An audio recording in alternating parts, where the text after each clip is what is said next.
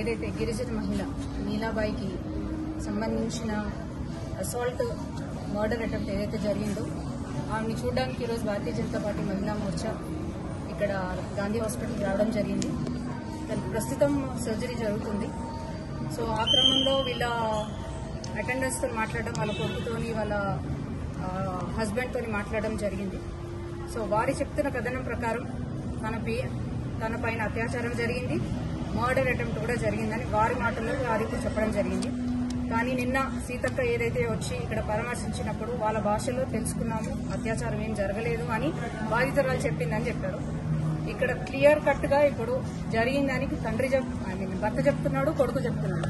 కానీ దీన్ని పక్కదోవ పట్టించే విధంగా, కమ్యూనల్ ఇష్యూ చేసే విధంగా మన రాష్ట్ర ప్రభుత్వం దీన్ని చిత్రీకరిస్తుంది. ఇది కమ్యూనల్ ఇష్యూగా చూడొద్దని విజ్ఞప్తి చేస్తున్నాను. ఇది ఒక మహిళకి జరిగిన అన్యాయానికి మీరందరూ స్పందించాలి. మహిళకి న్యాయం జరగాలి.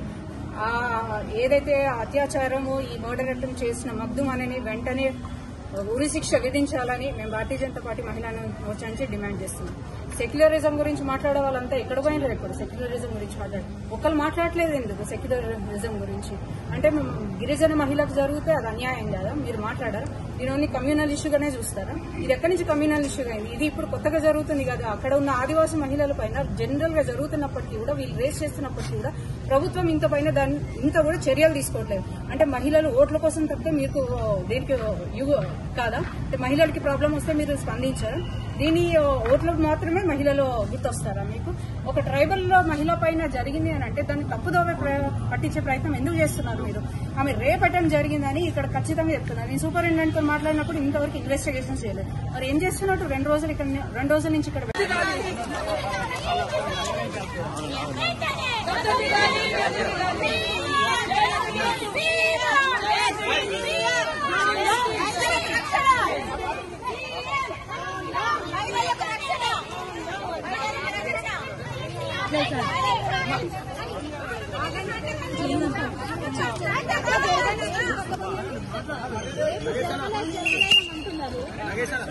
రేపు జరిగింది అని వాళ్ళ కొడుకు తండ్రి చెప్తున్నారు. మరి దాన్ని ప్రైమరీ ఇన్వెస్టిగేషన్ రేపు కాలేదు అనేది ఆమె నిన్న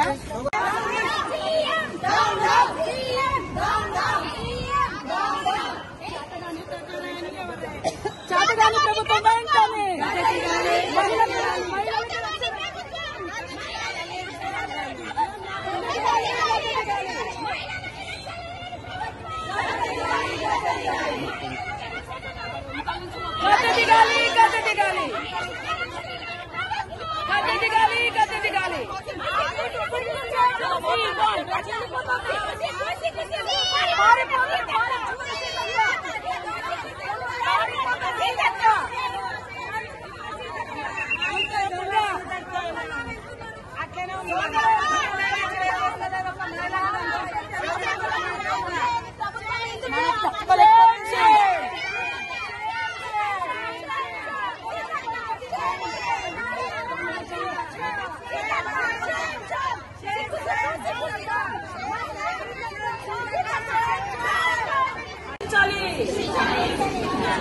మగ్దుమ్కి వెంటనే శిక్ష విధించాలి.